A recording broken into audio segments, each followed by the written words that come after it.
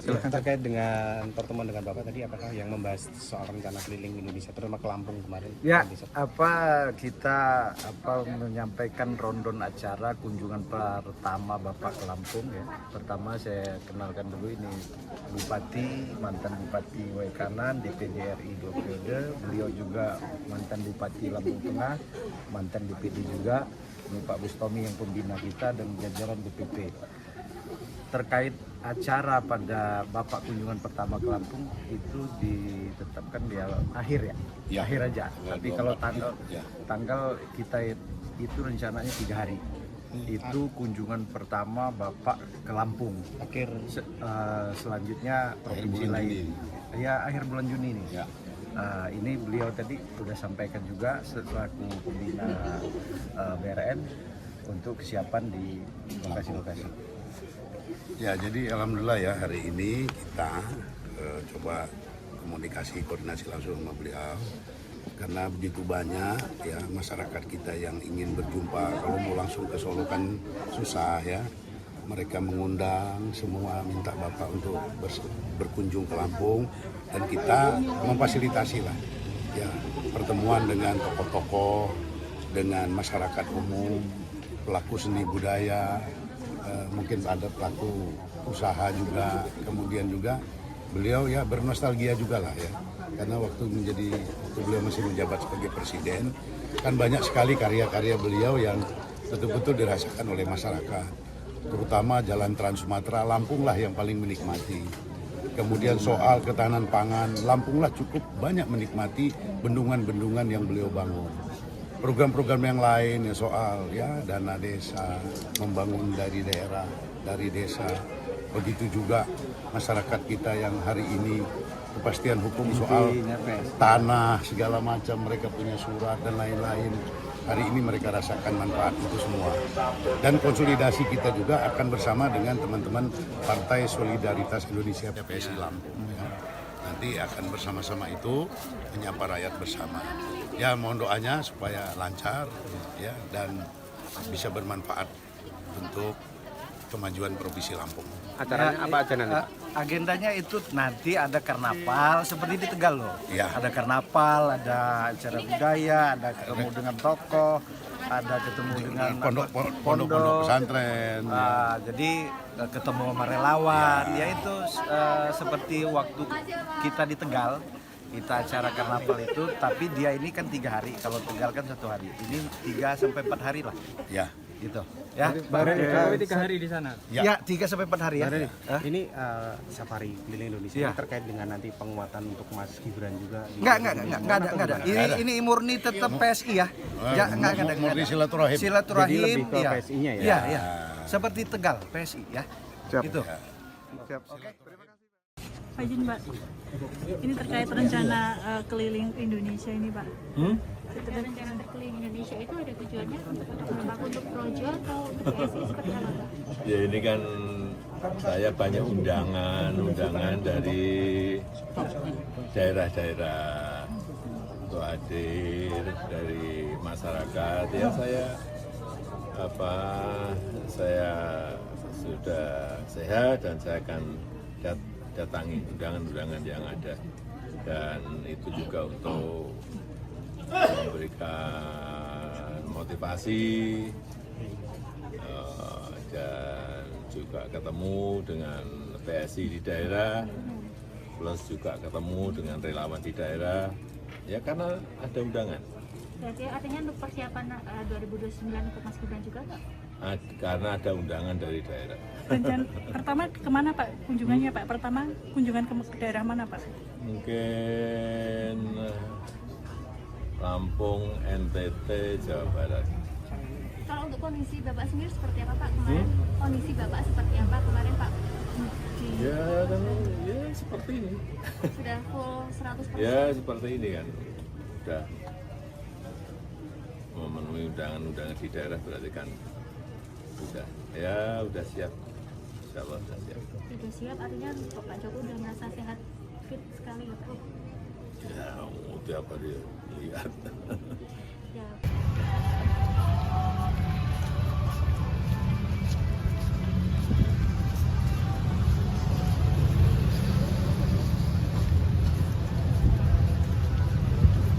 ini gak tindo.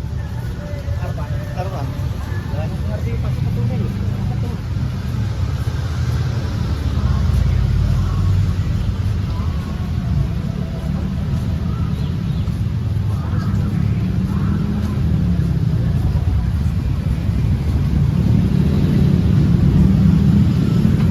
Pak, rampung, Pak. Ayo maju.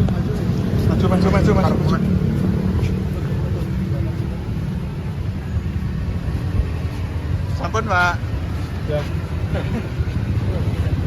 Kamu, Pak, enak di dalam apa di luar, Pak?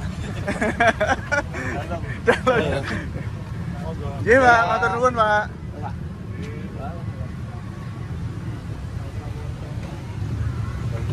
Pak, foto Pak, depan Pak, foto. Foto selfie langsung Pak, tangannya siapin.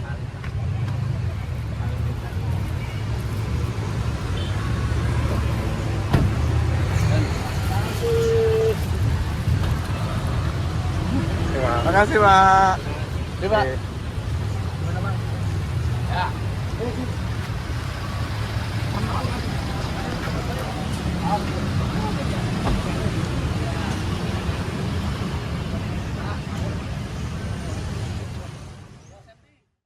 Pastinya Mas. Gimana? Apa mau ditanya? Ini tadi apa yang dibicarakan, apakah terkait rencana keliling Indonesia? Enggak ada, kita membicarakan tentang rencana keliling Indonesia. Ini silaturahmi biasa yang sudah sering saya lakukan. Jadi saya selalu menempatkan beliau sebagai salah satu patron, kemudian tentunya setiap minggu, setiap bulan meminta nasihat itu belum cukup. Jadi diskusi kami tadi ini lebih banyak mendiskusikan perkembangan politik yang ada hari ini, sehingga nanti juga menjadi masukan-masukan dari beliau untuk pengembangan PSI ke depannya. Tapi melihat rencana Pak Jokowi ke Indonesia seperti yang diutamakan oleh Mojo, ya Pak? Kalau rencana keliling Indonesia yang kemudian dirancang oleh Projo maupun relawan-relawan lain, saya pikir itu adalah suatu hal yang biasa menurut saya. Beliau ini mantan presiden 10 tahun, tentunya kerinduan yang terhadap masyarakat, terhadap rakyat itu yang mendasari beliau untuk berkeliling, menyapa masyarakat. Hendaknya ini kita lihat sebagai satu perjalanan nampak tilas lah beliau dalam menyapa masyarakat Indonesia. Tentunya harapannya dan pasti akan dilakukan Pak Jokowi bagaimana kemudian memberikan ketenangan, memberikan menenangkan yang hari ini banyak isu. Kalau rencana turun bareng PSI Pak, apakah sudah ada jadwalnya? Karena kan mengingat dulu waktu di Makassar Pak Jokowi sempat bilang kalau akan turun juga ke keliling Indonesia dengan PSI. Kalau beliau turun, insya Allah pasti setiap daerah yang dikunjungi oleh beliau pasti akan disambut oleh kader-kader PSI di daerah. Sudah ada plan kapannya gitu? Tahun ini mungkin? Kan yang merencanakan ini teman-teman Projo, dan nanti akan pasti kita akan berkoordinasi dan juga melihat kondisi kesehatan sehingga ini menjadi semua faktor kita perhitungkan. Kalau melihat kondisi kesehatan Bapak, apakah ini sudah siap? Secara fisik saya baru bicara diskusi beliau, kesehatannya sudah pulih, tidak ada yang kurang, tidak ada lagi semangatnya malah semakin kuat.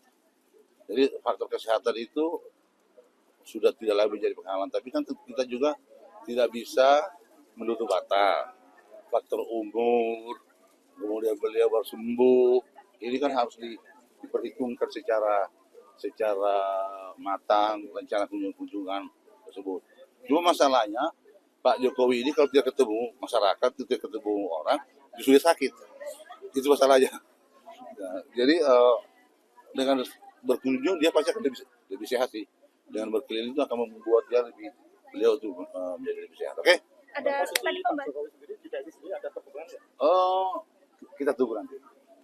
Nanti yang akan mengumumkan tentunya bukan ketua harian yang akan mengumumkan. Biarlah ketua umum dan sekretaris jenderal. Saya katakan iya dan tidak. Kalau tunggu kita nanti ada pengumuman, kalau nanti Pak Jokowi akan masuk di struktur, nanti dia yang akan mengumumkan itu ketua umum dan sekjen.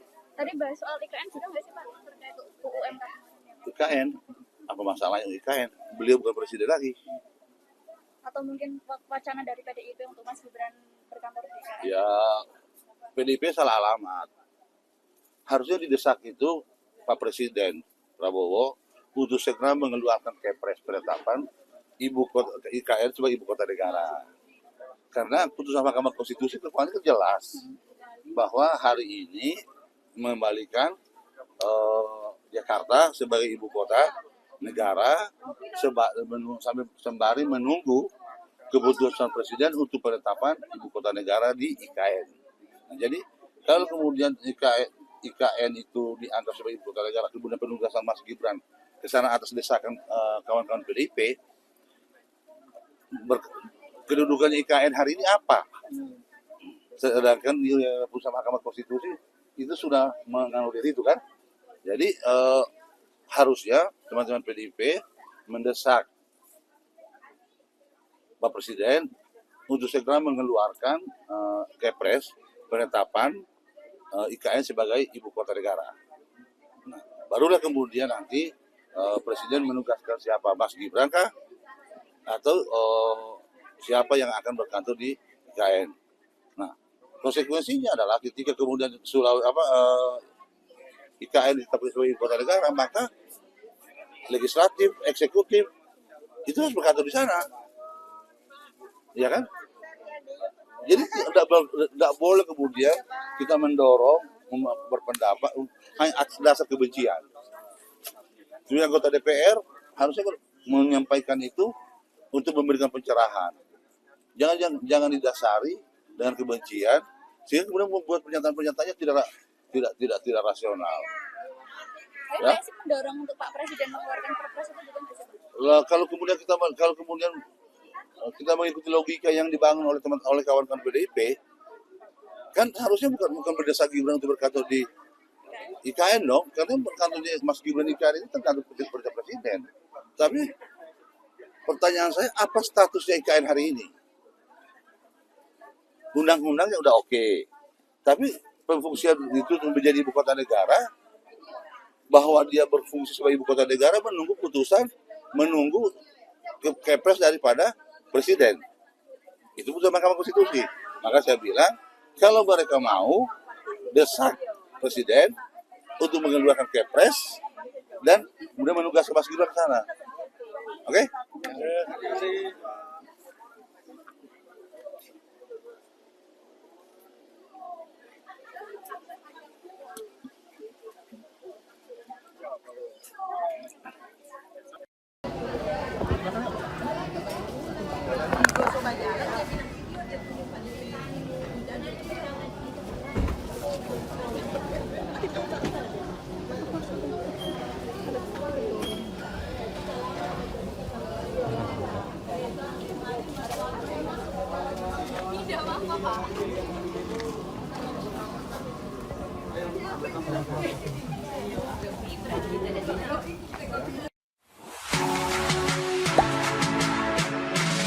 Gak sempet baca? Dengerin aja, klik icon text to speech di okezone.com.